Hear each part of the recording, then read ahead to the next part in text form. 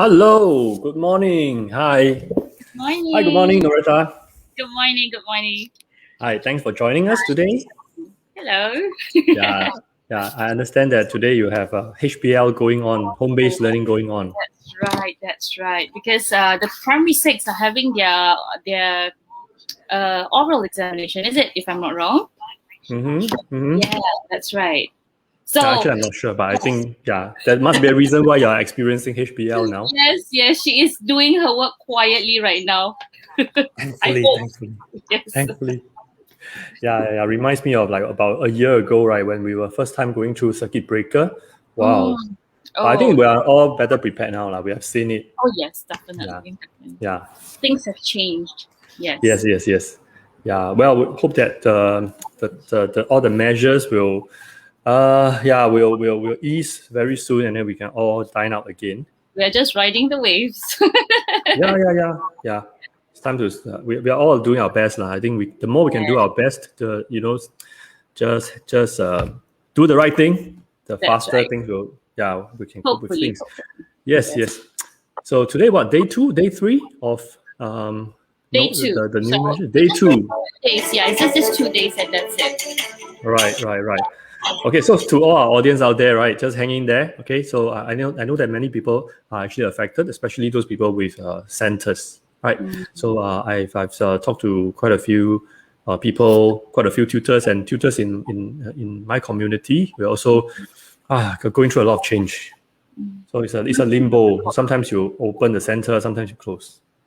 I can only imagine the plight of F&B operators. The in and out of chairs and tables and the dining in and everything like that. I feel for them, really. It's not easy for them. Yeah. So anyway, thanks for coming on to our show today. I know that you are an extremely busy person. I look at your schedule. I'm like, wow, where do you? You must have taken a lot of sugar every day, right, to keep up that kind of energy level. I don't need sugar, so if I were to consume sugar, it's even worse. Oh, so no! Don't feed me sugar. It's even worse. You can ask one other thing. Monique is here. Monique, she can tell you. Don't feed me. Okay, hi Monique. Hello Monique. Yeah, actually we got to know you through Monique, Yes, she's a sweetheart, really. Thank you so much. Also, Javier is here. Javier is this tutor who is very good. He's into photography. He takes very good photo as well. Yes. So I found out a bit more about the tutor from the photography session that I had. Yes. That's right. So, okay. So, for Noretta, let me just introduce to first-time audience, right? Anyone, just in case anyone watching this for the first time, what is PIE and what is this PIE interview all about? Okay, so PIE stands for Profitable Impactful Educator. It's an initiative that Jeffrey and myself co-founded. We want to raise the tuition industry standard for professional tutors, right? So we equip tutors with mindset, skill set, and network, and help them to increase their profitability and deliver good, transformative, impactful teaching, right? So our vision is that we want to make tutoring a prestigious calling and profession, and not the kind that, hey, you are working as tutor, when are you going to find a proper job? Don't want that kind of thing. Yeah, so because we all really put our heart and soul into it, and we think that it's a great thing. Yeah. So you are also an educator. So I guess that's one very important factor why we want you to share your tips with us today. And really today we want to understand from you how you juggle with so many things, and at the same time, how do you navigate this very I would say very changing times. How do you change your mindset so that you can adapt to the new normal, right? So let me just just give a few pointers so that our audience know what kind of energetic person you really are. Okay, so you are a founder, you are a edu trainer at Safar Training Consultancy. Safar Training, yeah. A lot of people say Safra. I said no, Safar. No, I think it was Safari. Safari, Ken, even better. I like that. That's close to my heart. Safari. Okay, and so you really wear multiple hats, right? You run this training and consultancy. you want to reach out to parents, you want to reach out to practitioners in the early childhood education sector, and you yourself, you are equipped with more than 15 years of early childhood experiences, and you held leadership position, right? Yes, I was 15 years in the organization. Wonderful organization. Yeah. Right.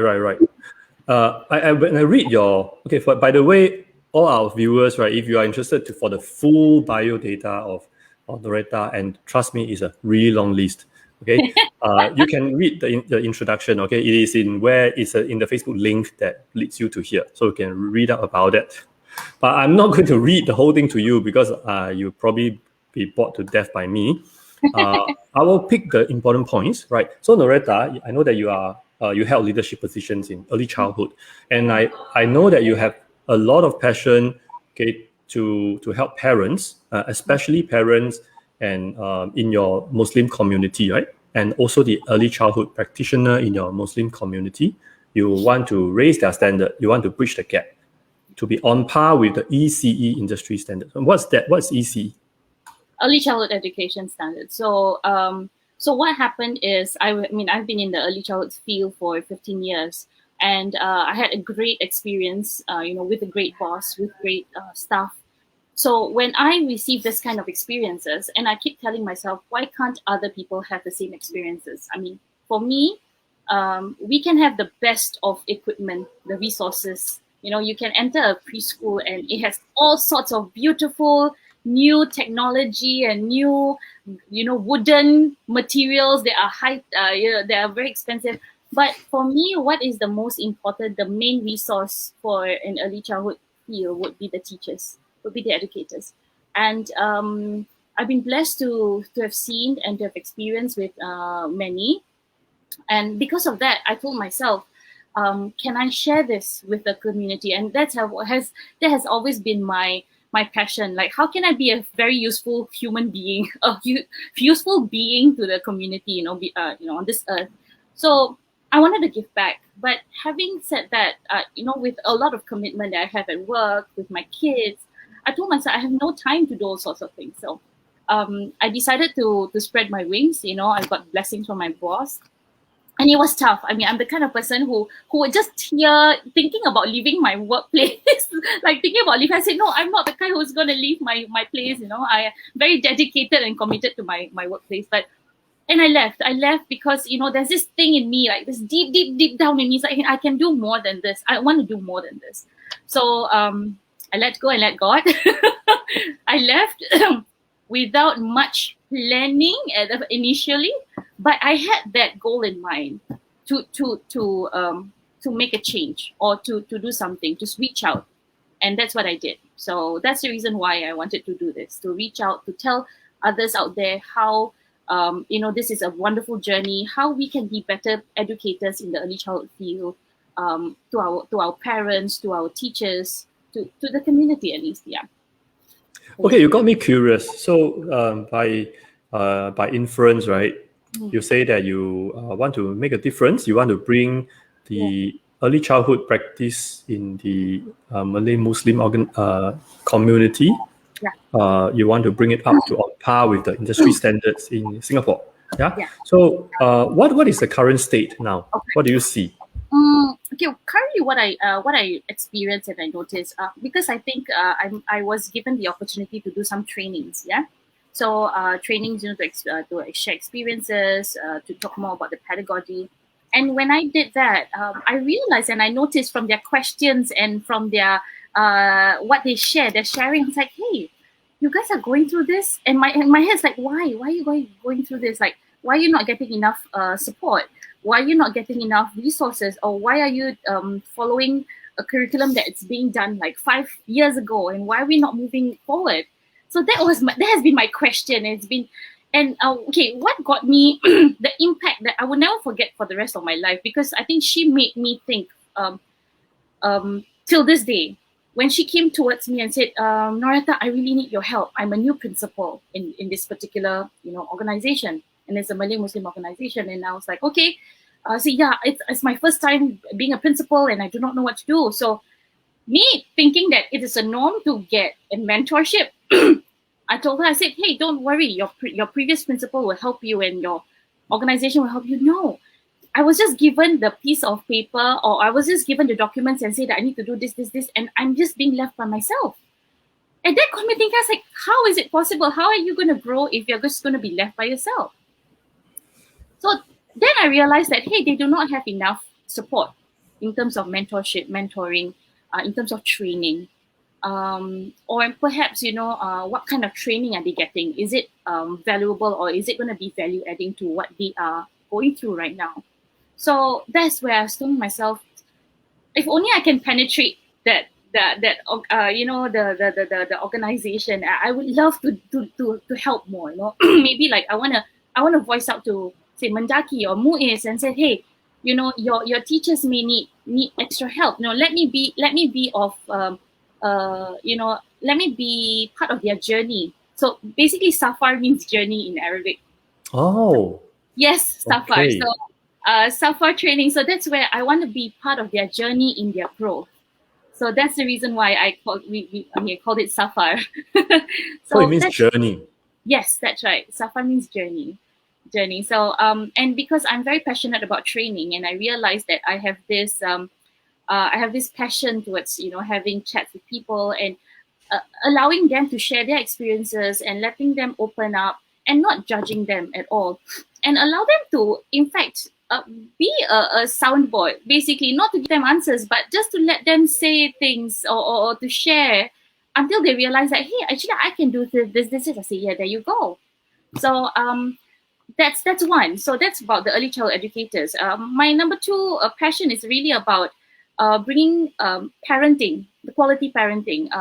I would say effective parenting and nurturing parenting to our Malay Muslim community, whereby especially those who are the incarcerated and ex-offenders, just want to break this chain about they can make a difference, and they can break the chain of whatever they've gone through in life, and they can move forward and start a new chain with their future kids. And that's something that perhaps I feel that they do not have enough support. I wouldn't say enough. They do not have enough support. Perhaps they do, but it's the how. Maybe they do not know how to do certain things. They want to change, but they just do not know how to do that. So I think that's something that was really it's something that it's so close to my heart, and I'm glad that I have had the opportunity to enter prison to speak to mothers and to talk about early childhood education, to talk about gentle parenting. And it was amazing how they realized, like, hey, I didn't know this, I didn't know that. So I was like, well, there you go. And I think it's something whereby they are allowed to be open and to share their experiences and their hurt. And that helped a lot in moving forward. Yeah. Wow. You have a really strong desire to serve. That's what I can see. Yeah. I think so too. I just realized, like, for me, I think it's all about serving others. I always tell myself, how am I going to be of value to other people? I think that gives me that intrinsic happiness, motivation to, well, I guess everybody has a different kind of motivational factor, right? Yes. That's my own. Yeah. It's interesting how you have this desire to serve, right? I know that there are people who can just live pretty well just thinking about serving themselves, right? Yeah. They can have all kinds of reasons to say that, we are living in a very competitive society. I have no time for other people. I just want to, there's so many things I want to do for myself. So really precious what you have here. Actually, we kind of ventured into what got you started, right? That's how you started into early childhood, because of this desire to raise the standard of all this, right? And okay, you have also very interesting hobbies or passion. You used to play floorball at national level. You are into Muay Thai now. You play the ukulele. Yes. And just now during our chat before the show, you told me that you handle snakes at the zoo. You used to work in the zoo. I did. And then you have a photography business. And then you have a business, I think it is it something like a pastry business? It's Made with Love by Made NJ. by NJ. It's a home-based business where I cook. I serve tacos, halal Teochew porridge. I'm 1/4 Teochew, so Okay. And cheese platters. So yeah, I the reason why I love all these is because my dad used to be a hawker. I used to help him at the hawker center before, right after school and after secondary school. I used to work. I used to do my homework at the hawker center. Wow. Around there. So yeah, I think that experience have made me who I am right now. Okay. So the entrepreneurial skills are all there already. I would say once again, it is all about serving, right? Serving. So in entrepreneurship, I had to go through a lot of I would say people around. I need to find out about people. Remember that I was in this industry for 15 years and I was in the same organization and they did not move. And I knew what I knew from my boss. Yeah. But after I left from an aquarium, a little nice, pretty aquarium, I felt so protected. And then I left and I decided to jump into the ocean. So that got me realize that, hey, there's just so many opportunities. I got so overwhelmed. I do not know what to do. Of course, tutoring is actually one of them because I do literacy, right? So a lot of parents, they just wanted to have reading because that's my I enjoy reading to kids, and they say, hey, can you help my kids to read, etc. Hence, I've also started a literacy program under Safar Training. So that has been doing very well. I have 3 classes right now. So I think that's something whereby I feel I needed to find out more. And because of that, I do have a business coach to guide me through. That has helped me to see things in a different perspective, especially in the education line. Because when I was looking at somewhere else, and then he told me to come back, take a look at this side of the spectrum. I say, oh yeah, I didn't realize. And from this side of the spectrum, you can move further. I say, I see. So I have to give credit to the people around me who has helped me. My friends who have been in business, and they tell me what needs to be done, what shouldn't be done, or but a lot of things about taking risks. Sounds like you benefited from coaching, from having a good coach. Definitely. Yeah. And you are also a coach to other people. I would say so in the education line, yes. Okay. I see. So, okay, you have made the journey. Okay, so can you tell me about, what is the difference between, what was the challenges when COVID hit us that you faced? And then, how do you, what mindset shift did you make? All right. Yeah. So I started my Safar training in 2019, in June 2019. Yeah.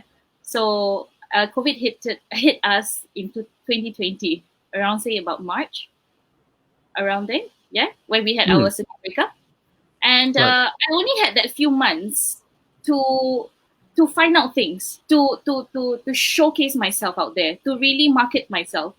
And in between that, my mom had a heart had illness, and I had to be with her at all times. I was pretty much busy with taking care of her for about 2-3 months. So that gave me about only 3-4 months to really bring myself out there. And then COVID came, and it was circuit breaker. So, however, that got me thinking, what am I supposed to do now? But I'm glad that as an early childhood educator, I did not stop myself from moving out and coming out and serve other people in the community. Say, for example, the corporate world, in terms of the soft skills, in terms of the essential skills.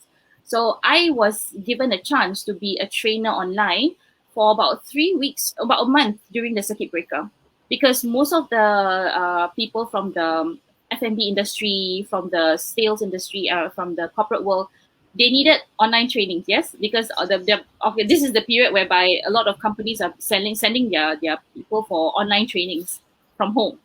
That's the only way to get them running. So I was given the opportunity to do that. So that also allowed me to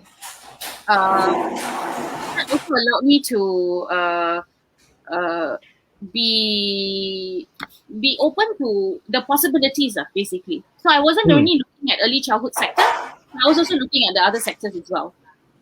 Yeah. And that's where also my home-based business started as well. Yeah. Okay. So let me try to get a timeline right. So you say that you came out of your job, right? Early childhood job. Then you have so during that time your mom wasn't feeling well, and then you have a very small window of 3 to 4 months. Yeah, I did 1 or 2 trainings actually. I managed to do 1 or 2 trainings in the early childhood sector. Yeah. And then you have to just get everything together in that 3 to 4 months. Yes, that's right. Okay.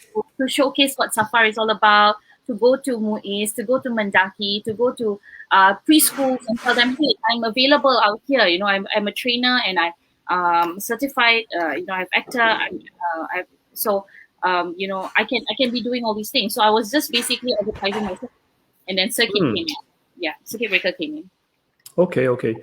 You have given us 3 tips. So I just want to ask, right? Is this linked to the first tip in terms of paradigm shift and managing the new normal? What you have gone through during that 3 to 4 months, is it this? Is it linked to the tips that you have given us? Definitely, but I need to find out what were the tips I gave you. Okay. Let me show you the first one. Let me show you the first tip. Yes. Okay. Yeah, everything is I wrote there. quite a lot. Okay, you said find beauty in darkness. Yes. That got me very intrigued. Yes. I don't know. I have this thing about seeing the beauty in everything. Whatever situation you're in. That's why you're into photography. Yes, I think that really, for me, I have this habit of wherever I look, right, I always see that as a photographic opportunity. So I see it as a lens. I see it as a 2/3 of an angle. Like I see how will I angle these things. There's this tree. How would I angle this animal that I see past me? How would I capture this moment of this old couple laughing?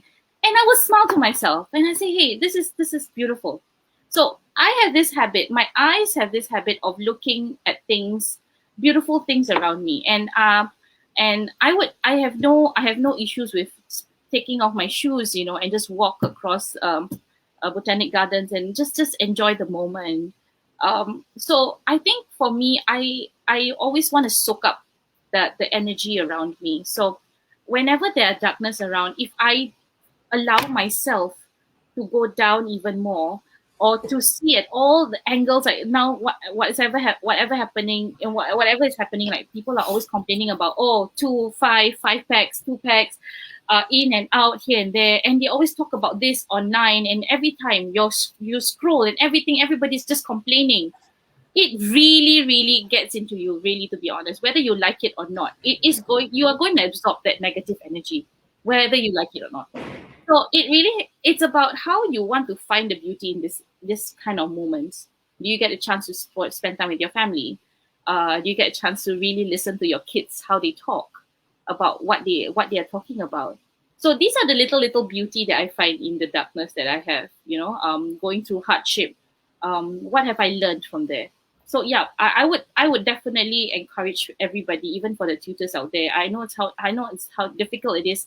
Like, you can take physical kids, kids physically, and then not online. And online is like back to back. You're going crazy with the Zoom sessions already. You just want to like swing that laptop across the room already because you couldn't take it anymore.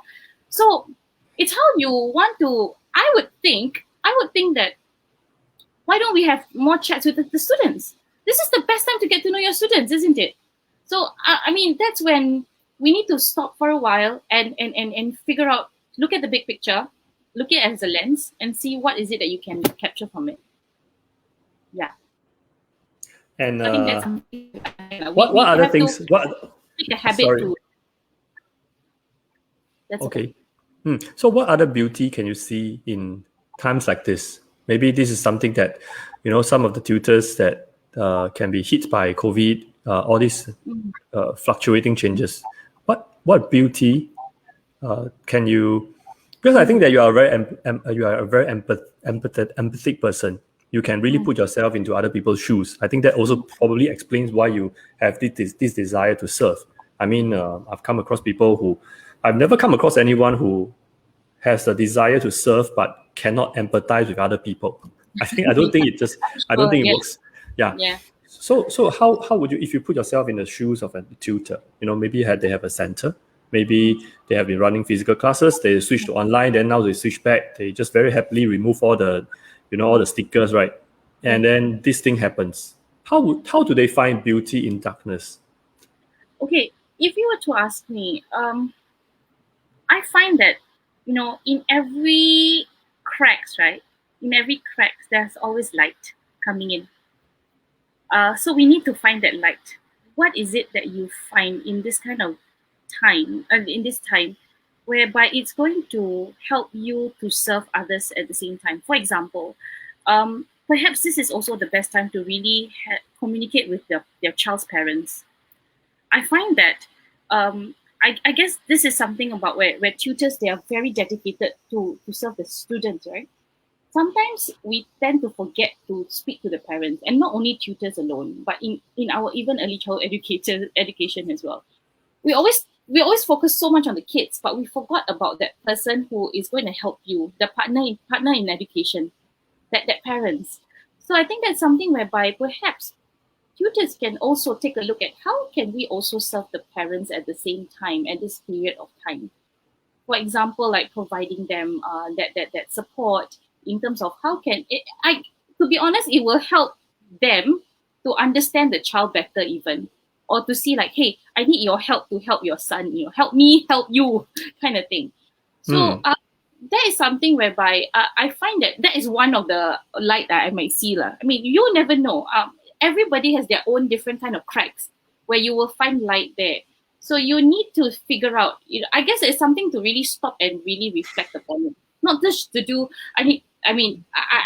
this is something that is pretty common. Okay, I have tuition at this time, this day, and I have to do this, This child needs to focus on this subject and this need to be met objective. Stop, breathe, and see, can you move back and look at the whole big picture and see what other things that I can do. So with this kind in mind, right, you tend to forget about, okay, I'm down in darkness, but you need to find that light to move forward, whether how far the light is, but if you get to find that light, whatever it is, how do you want to make it like, maybe I can do this, maybe I see that, okay, this is the time for me to learn more about my students, or because there'll be a lot of Zoom sessions and this and that. So I don't know. It's something whereby you just need to find that light. If not, you need to stop and find that light first. If not, then you'll just drown and drown and drown. Yeah. I like what you say about stopping and taking a step back and finding the light, because maybe we are facing down and we are staring at the darkest corner for all we know, right? That's right. So maybe the crack is somewhere we have to turn the other way. Yeah. Yes, but for yourself, right. Let's talk about your journey, right? During the few months, right, that you just started, what was the crack, so-called, in your darkness, or was it a darkness for you? I would say darkness because it's just funny how I just left my place and then suddenly things just happened. Like my mom's illness. And, I didn't start off with lots of savings to begin with. And I need to find that crack I really, really had to find that light through that crack. If not, I will go down into depression because I wouldn't know what to do. And I'll be saying, I don't know what to do. The only thing I'm good at is early childhood, or the only thing I know what to do is dealing with young kids. How I'm going to be, I don't have any more classes. I don't have a group of kids to deal with anymore. So how?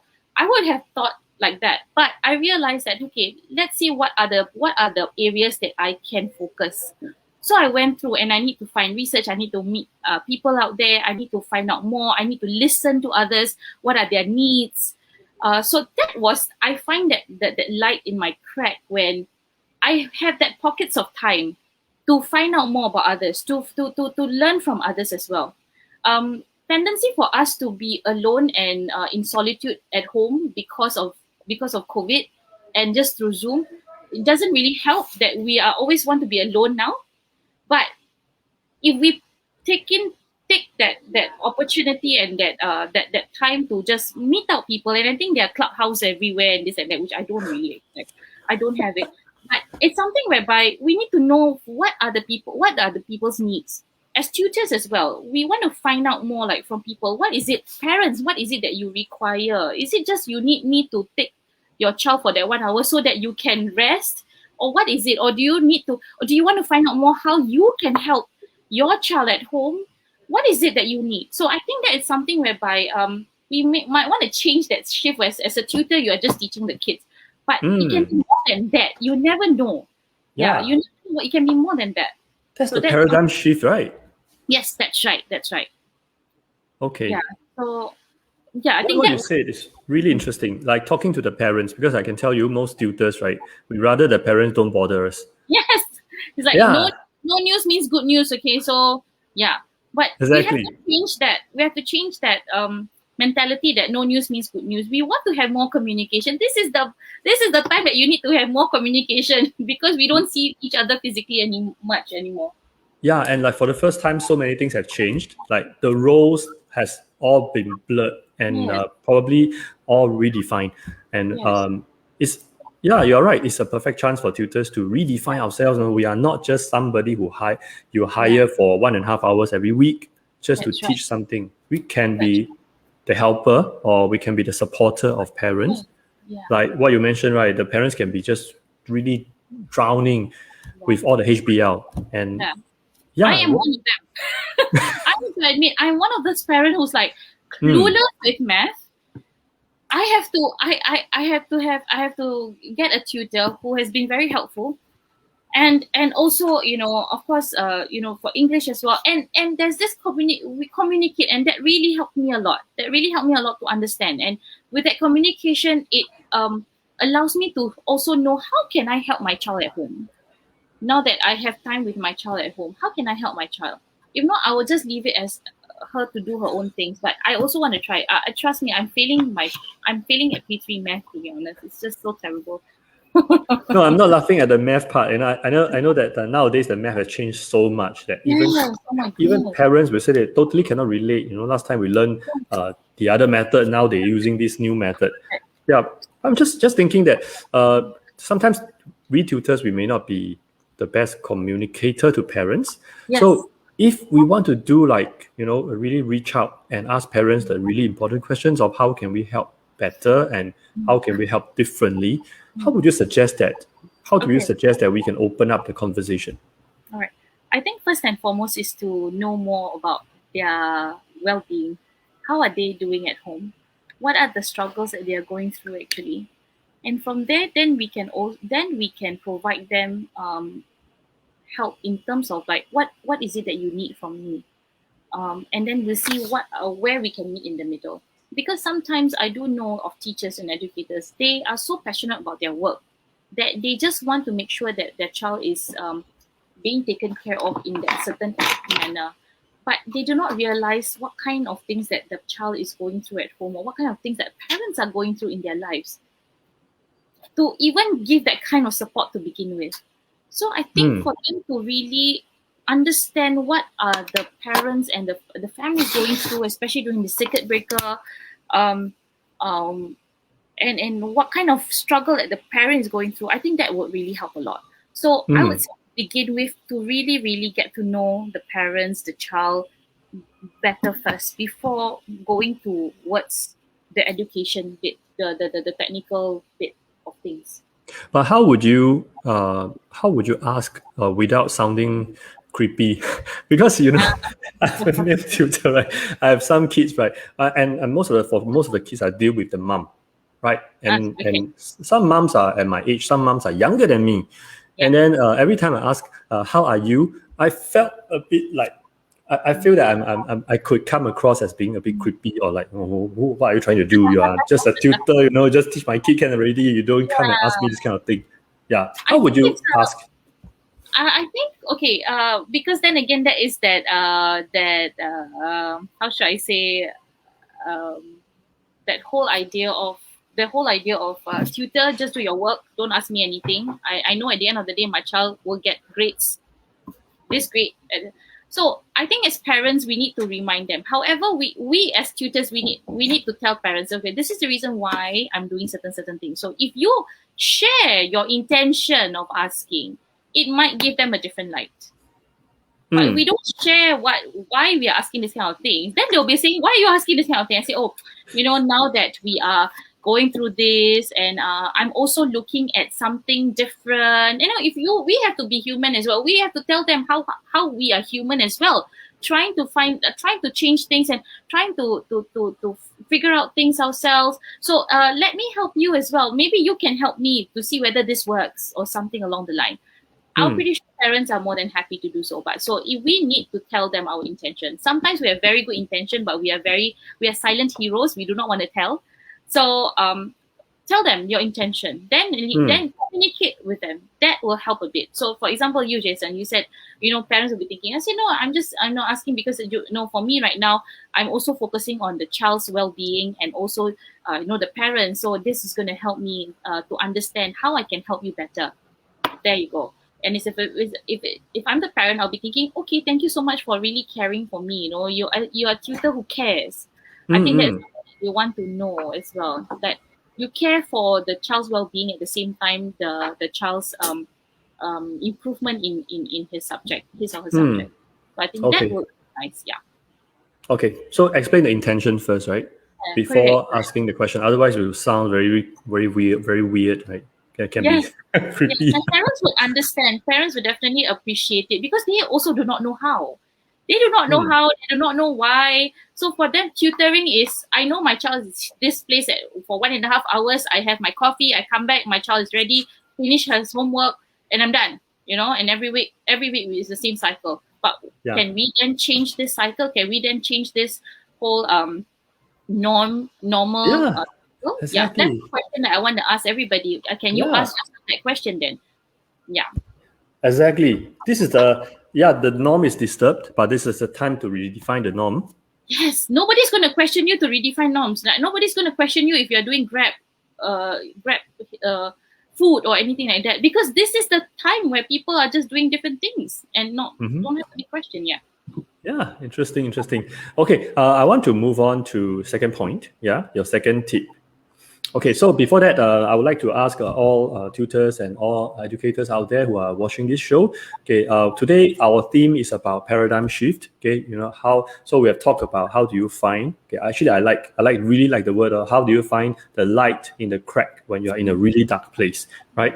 How to find the walls on the cracks on the wall that lights actually starts coming. So if you have friends who are feeling stuck or feeling very vulnerable, feeling very hopeless during these times, okay, this may be a good thing to share with your friends. All right, share the link with your friends, and may they find some inspiration from our sharing. Okay, so Noretta, let's move on to the second tip. Okay, about paradigm shift. The second tip: keep growing. Yes. Oh, okay. Yes, definitely. Grow in very different aspect. Well, physically growing, yes, we all are as well, because we haven't been very active. Physically growing sideways. But in terms of our ability, in terms of this is the best time to pick up a new hobby. This is the best time to try out things that you've never tried before. This is the best time to do new things, and I've seen so many Facebook posts that suddenly this person is doing picking up cycling, suddenly this person is picking up art, and suddenly this person is learning how to play the guitar. I love how these people are using those times, the moments, that the number of minutes and hours that they have, and to make full use of it. Even being a couch potato for that one day, that doesn't matter. It's still part of growing. But if you're going to do that all the time, that is going to be very, very dangerous to your own mental health as well, even your physical health. So I think the keep growing thing, if you are in the tutoring line, how can, as mentioned again, how can you be a different tutor this time at this COVID period? How can you be someone that are doing different from any other tutors they are doing, and then you share your experiences. So you are allowing people to grow as well and try things out. So I think keep growing is the one. If you're going to just stick to that same methodology of teaching, that's not pretty much not growing. So you might want to try and choose something else. Those who are not used to Zoom, they are going to do Zoom. Those who learn new technology, they can try new technology. So it's all about, you have to keep on trying new things and to see what works for you. Yeah. And like I mentioned, find a good hobby and learn new things. Now is the learn to become chefs. Everybody's learning how to make dalgona coffee and now that phase has passed. I forgot. Sounds like this is the perfect time, right? When the norm is disturbed. This is the perfect time to try new things, right? People tend to be more forgiving. Yes, that's right. And they realize the need to change. So if it's like, if you rewind the clock for 3 years, I remember about 2016 since 2016, I was trying to do this online tutoring, but because there wasn't any disturbance to the norms. Yeah. Nobody cares about online tutoring. It's extremely hard to convince people to even give it a try, right? So the whole thing was stagnant. The pool is dead. And if you try to do something new, people think that you are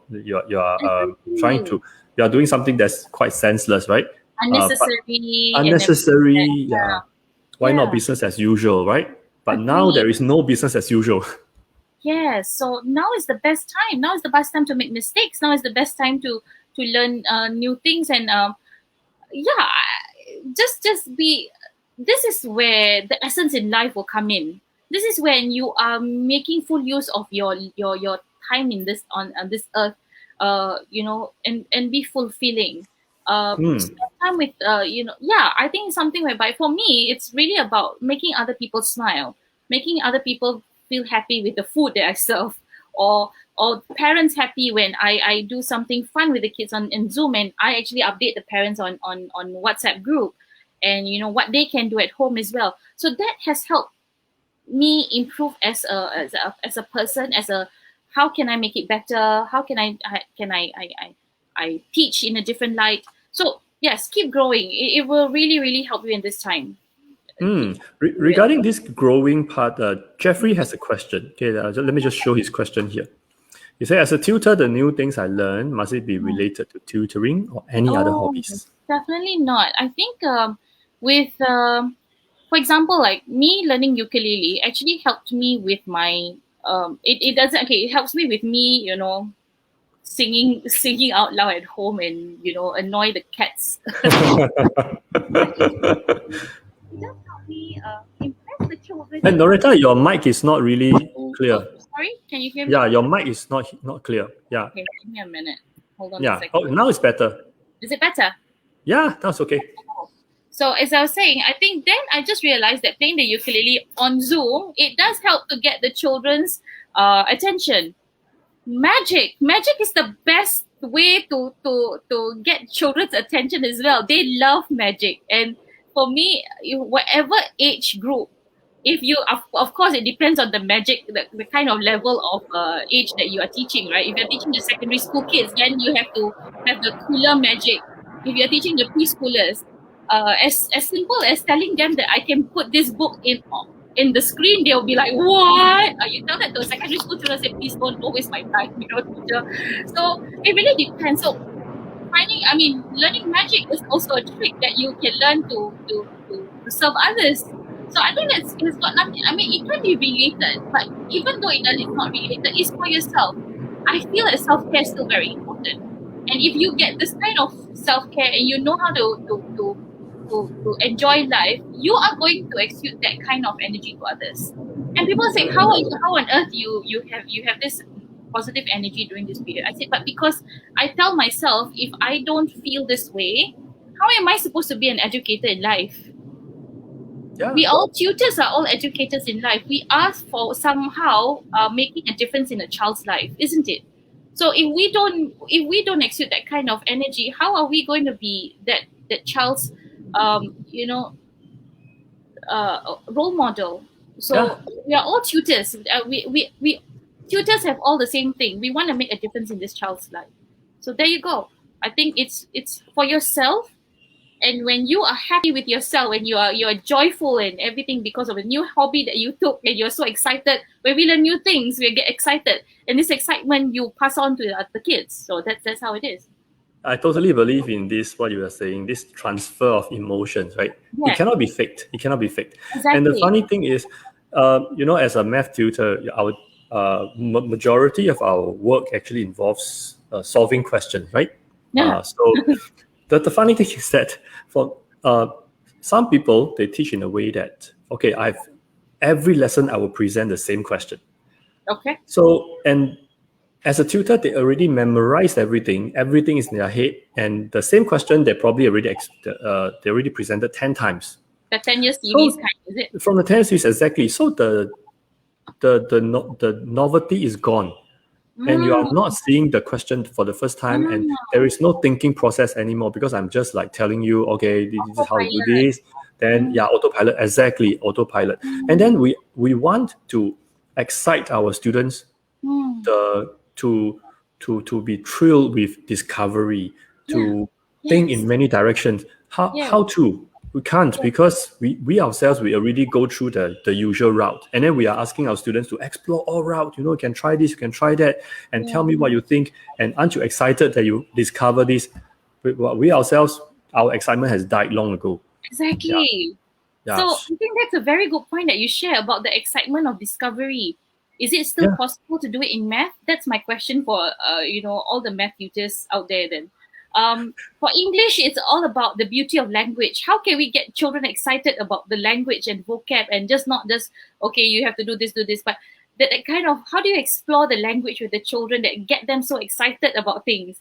Or science is naturally very, it's about discovery things, right?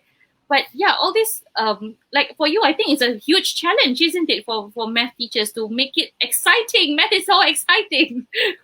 You don't get to hear that all the time. Yeah, exactly. So for me, right, I realized that. So if you ask me to present the same thing over and over and over again, I feel very unmotivated. So I encourage my students. Your job is to find the hardest question that you can find, and then you come and ask me. So I will sit with you. I'll look at the question for the first time, and then we'll crack it together, so that I also can experience a thrill of, wow, I figured this out. This is so cool. I think of a new way to tackle this, where before that I was stuck, and now I found something. I found a way out. So that kind of emotion is priceless to me, and that really gets across to the student. Then they realize that, okay, so math can be very fulfilling, instead of the teacher asked me to memorize this formula, just memorize it, substitute values and get the answer. It can be really, really nice that you actually gave that students the autonomy to let you be human and be very vulnerable with their questions. I think that's very nice. That's also a downside. So you have to tell students, I may get stuck too. Yeah, which is okay, because then they will know that, hey, you know what, I can be stuck too, but I'm going to see how my tutor is going to deal with this being stuck. So because of that, then you are also giving them that, okay, my tutor was stuck before and he did this. And I can do the same. So it's how we deal with the process rather than the results, isn't it? Exactly. Yeah. So I don't want to portray myself as a demigod who knows all the answers, who can never be wrong. I think that era has already passed. That's the old normal. Yeah. So that's good. Yeah. So you are growing as well. The students are also growing. That's nice. Yeah, I'm growing in all ways, man. Sideways. You see, that's my secret why I'm doing food business, so that I don't grow alone. I let other people grow too with me. So I was like, let me make sure that all the people around me grow fat and happy together, okay? But for this growing thing, and then you're engaging in new hobbies and all these things, right? I do agree with you that it enriches our lives, but there is also a very dominant train of thoughts, right? Or very dominant school of thought that says that, hey, if you figure out something that you're good at, right, you just keep drilling in, just keep repeating, keep doing the same thing. Don't go and do other things. Like, for example, if I know that I'm good in teaching math. So by the old way, the Adam Smith kind of economics, right?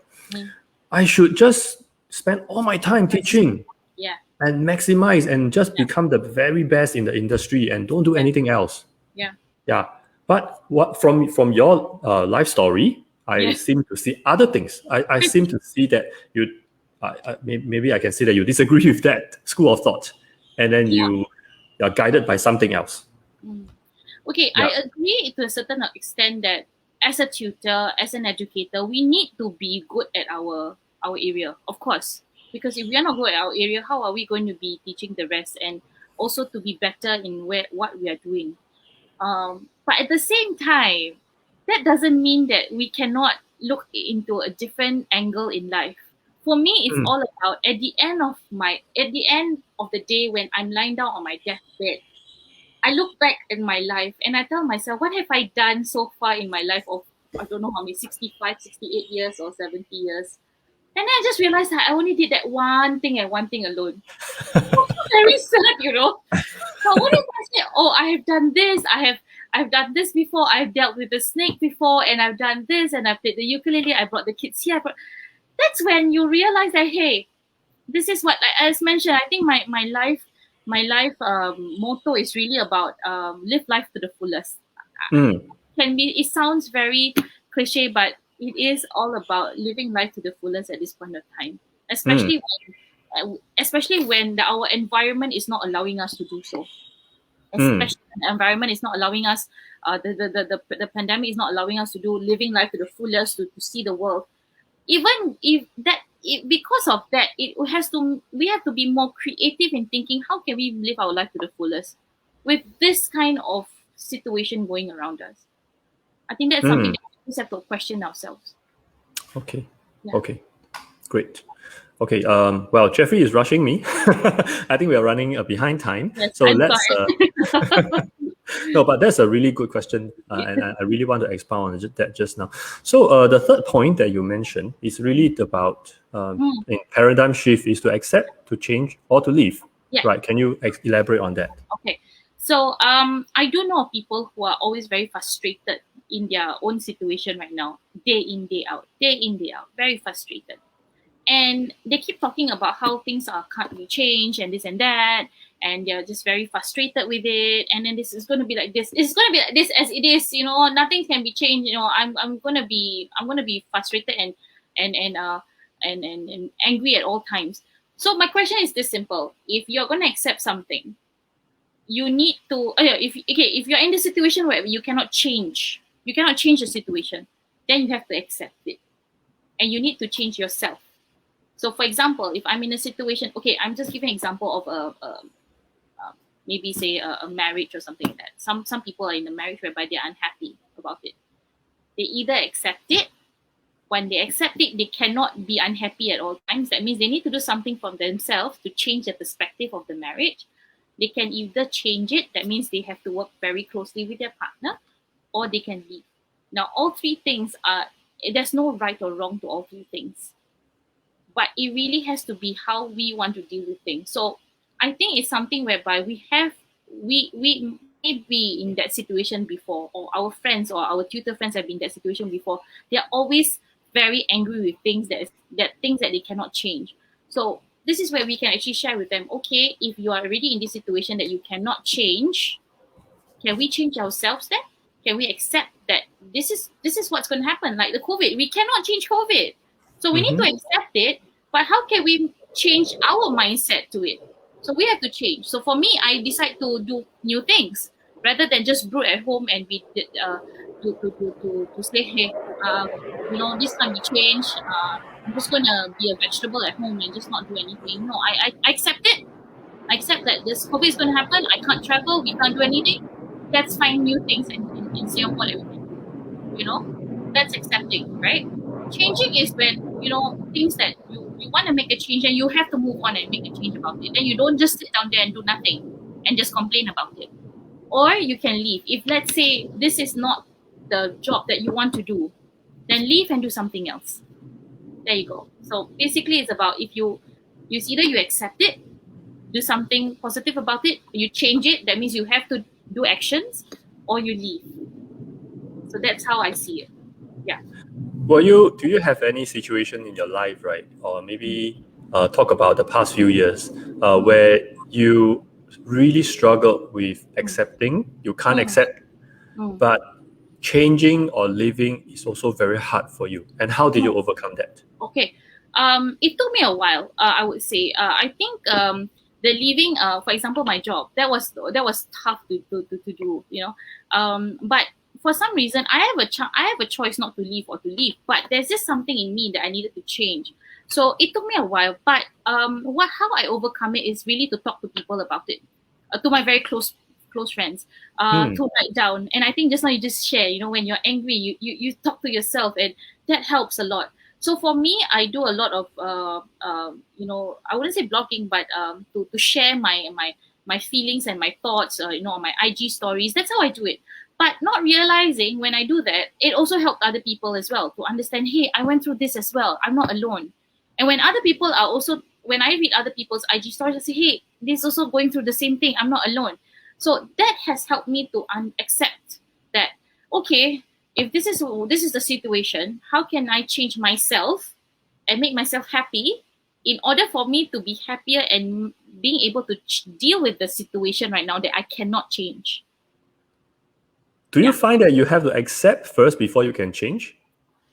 definitely. I have to accept first before I change, because if not, I cannot make the change, because the change will be resistance. Yeah, I will be resistant to change. But if I accept the fact that this is going to be like as it is, yeah, I cannot change the situation because of certain reasons. I need to accept it, and then, okay, let's see how I can change myself. If I cannot change the environment, how can I change myself in order for me to be happier for myself? Because if not, like I mentioned, you're just going to go down to darkness and you won't see the light in the cracks. I suppose the opposite of acceptance is really denial. And Yes. that is sometimes what I see Mm, around me.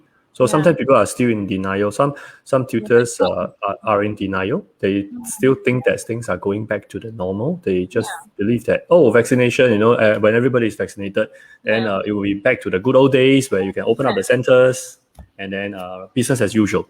Yeah. Yeah. So if you don't accept that Mm, things are going to change permanently, then you wouldn't want to change, right? You would just be correct. digging your head, putting your head into the sand and just thinking of, okay, I'm just going to live off my savings. Let's Correct. wait until things become better. Yeah. But if they come out and say, hey, I have accepted the fact that this is not going to be the same, so how can I make the change? So that's how it is. And if no matter how much change you make and it doesn't work for you, it is okay to leave and do something, because at the end of the day, it is for you, your own self. Remember, before you want to serve others, you have to serve yourself first. I always truly believe that, because if I don't make myself happy, how am I going to allow my children to be happy? So I think that is something that I was in that period whereby I was just angry at all times. And I just realized that I wasn't taking care of myself. I was trying to take care of others, and I was so tired, and I did not take care of myself. So, and then I just realized, hey, I need to take care of myself. That's where I started my Muay Thai, and I felt happy. I was so happy, and because of that energy, now I'm showing the energy to others, not because I'm faking it, but because I'm feeling it myself. I feel that joy, and my Right. girls feel it. If not, then I'm always very upset and angsty, and anxiety kicks in. It does happen, but I am so happy that now it's less, because I don't have time to be to have the anxiety and much as compared to last time. During that Right. period, I just stopped my work, and I'm still so used to having 15 group chats from work, and then suddenly I'm no longer in those group chats. I'm no longer needed. I felt so like, oh no, the anxiety just kicked in, and then I just realized that I need to accept this, that it's going to be a change, and I decided to move on, and I decided to do something new, and that gave me back my life and my energy. Right. Right. Right. So where do you draw the line when changing is you have done all the changes that you can, and Mm. then when do you decide to leave? Mm. Oh, that really depends on how you are as a person. How are you able to deal with changes, and how are you able to deal with leaving That's very important. So you have to know yourself very well. For me, especially when you leave, your tendency for you to look back is a lot. And when you look back all the time, you tend to stumble and fall a lot as well. So we need to move on, focus forward. I think that's very important when you want to leave. I would say when to leave, I can't really say when, the best time. You need to ask yourself. But what I can say, if once you have left, you really need to move on forward. Because if you keep on looking back, you will stumble and fall. And that's not going to be very healthy for you. But if you focus on the lane that you're moving forward, that's going to help you a little. That's going to help you focus more. Yeah. Well, I've known people who look back at the decisions they made 10 years ago, and then they keep constantly saying that, if 10 years ago I didn't make this choice, I would be in a better place today. So whatever they're experiencing today is always linked back to a choice they made 10 years ago. Or it could be that, if in primary school, I go out with this person, now I wouldn't be in this marriage, that kind of thing. So I guess it has to do with your paradigm, right? Or do you believe that the future is better? Well. Yeah, I would say whether the future is better or not really depends on how we see it. So I think that's something very important that we need to take note. If we have made the decision to leave, if we have made the decision to do something different, like I have made a decision to leave a 15-year commitment. I need to tell myself, move, and of course that took a lot of effort from myself as well. If not, then and of course, like I said, the group of people I have around me has helped me a lot in telling me, no, you're doing fine, keep it up, keep on going. Yeah. So it sounds like surrounding yourself with positive people who can really lift you up is part of your formula of success. Your tribe is very important. I won't be here if I don't have my tribe of people, such women who helped me so much. I have to give it to them. Yeah. Okay. So if any tutors who is interested to know your tribe, they can get in touch with you, right? Of course. Definitely, of course. I'm more than happy. Great. Okay. Well, I suppose we are going to wrap up soon. The questions that I think we have asked so many questions, and thanks for answering them. No. I would like to go to this segment, right, where it's called "I'm Looking For." So, you mentioned that you run some literacy programs for young children. Yeah. What can you tell us a little bit more about that, so that anyone who is interested can get in touch with you? Yeah. So, of course, initially, my plan was to do a physical classes, but of course, it didn't work. So I told myself, okay, let's do it full online. And of course, with my experience with dealing with children through Zoom, and how do we make it very interactive and energetic, it makes a lot of difference for me. So for me, I do literacy program with the age between 5 to 7.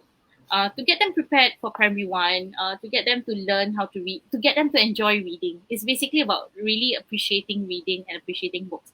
Now, I also have this thing called the book club for the 3 to 4 year olds.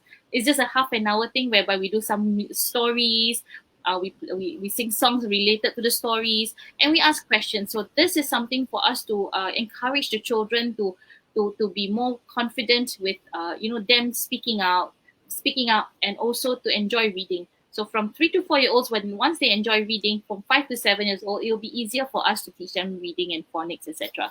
So that's what I'm doing currently for the children. And I also give trainings for parents and workshops for parents and also educators in terms of making literacy alive. Yeah. Okay. Literacy. Can you talk a little bit more about literacy? What does it mean? For people who are math and science like me, I don't really understand.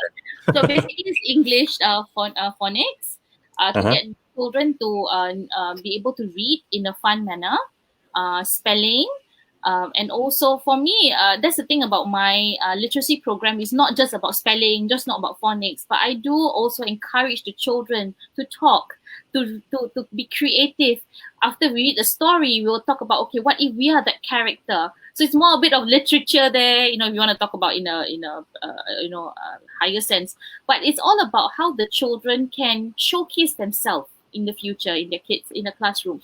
How are they being able to think creatively through language, through books, So I use books to encourage all these things. So that's my literacy. Literacy is basically the whole entire holistic. Yeah.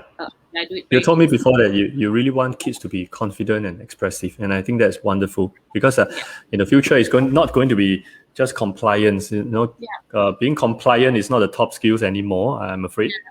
Yeah, it's not a 21st century skill. And I think it's about not only questioning, but also to listen is very important. Not to only be a leader, but to also how to be a follower that is effective. And also a thinking follower. So I think that's something that's very important. Yeah. Oh, Olive just joined the show. She says that what you're doing is amazing. Oh, thank you, Olive. It's very kind of you. Okay. So, Noretta, so thank you very much. So if anyone who wants to get in touch with you, later I'll invite you into our Facebook group, right? As an honorary instructor. So any viewers, any tutors, educators out there who wants to get in touch with you, be it for your literacy programs or to explore joining your tribe or to rent, just to rent. I'm here for you, just to rent. Your frustration, I'm here for you, okay? One word you use is sounding board, right? I think I'm a sounding board. So remember, Safar is journey. So allow me to be part of your journey in your growth as well. I'll be more than amazing word. Amazing word. Thank you. Okay. Yeah. Thanks so much for joining us today. Thank you. Learned a lot. Much. Yeah. I hope to keep in touch with you. To continue to learn. And be in each other's Safar. Yes, wow. Learn a new word. Using an Arabic word, well done. You learn a new word. Yeah, learn a new word. Yes, keep growing, right?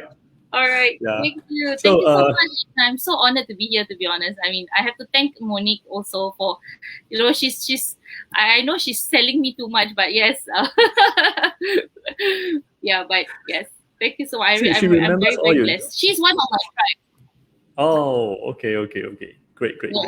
Okay, so just want to let our audience know that PIE will be back on the 2nd of August, which is a Monday, and we have Daniel Lai, who will share with us some tips on how to make online tutoring different and better than offline tutoring. Okay, I'd like to watch that. That'll be interesting. Remember to join our Facebook group. Okay, stay in touch with our expert, including Noretta, and also other like-minded tutors. Right, so I'll see you in the next interview. And Noretta, thank you so much. You take care, and all the best for your whole HBL. Thank you. All right, yes, going towards right now. Okay, thank you so much. Take care. Bye. Bye.